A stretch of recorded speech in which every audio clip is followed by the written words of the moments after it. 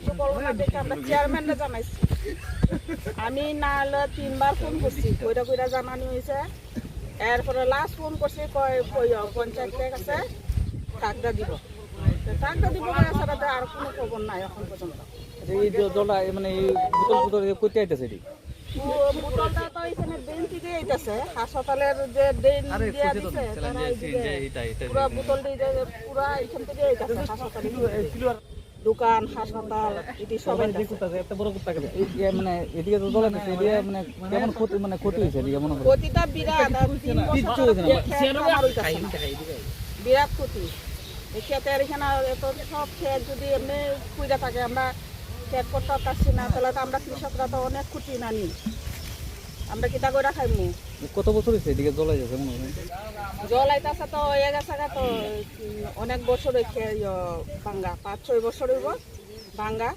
এটা এমনি প্রশাসন থেকে বা ডিএম থেকে কেউ আসলো না কেন আইছিল এটা আয়া ছাড়া তো কোনো আশ্বাস দিছে না, কোনো কিছু কইছে না। আর ওই যে ওইব করলে তো আর হইছে না। এটা এদিকে হাসপাতাল মানে বোতল টোতল আইতাছে এদিকে মানে কেমন ক্ষতিগ্রস্ত হচ্ছে মনে না ক্ষতিটা এখন আপনারাই দেখেন যে বোতলে কদূর পর্যন্ত ক্ষেতের নিচে, ক্ষেতের যে অবস্থা আপনারাই দেখেন।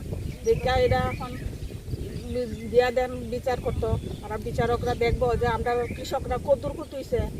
সিরিঞ্জ আছে এখানে, ব্লেড আছে, বোতল আছে, হাসপাতালের যত এটা আমরা কেমনে আলবাইয়া এখানে ক্ষেত খামাল ফিরা খামু। এখন আপনার দাবি কি তখন?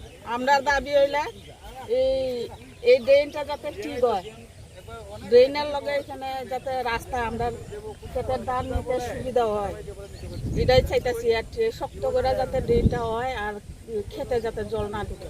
আচ্ছা এটা কোন জায়গা এটা? এটা বাসুদেব পাড়া, বাসুদেব পাড়া, পূর্ব বাসুদেব। জমি জমা নষ্ট হচ্ছে এই ব্যাপারে একটু করবেন।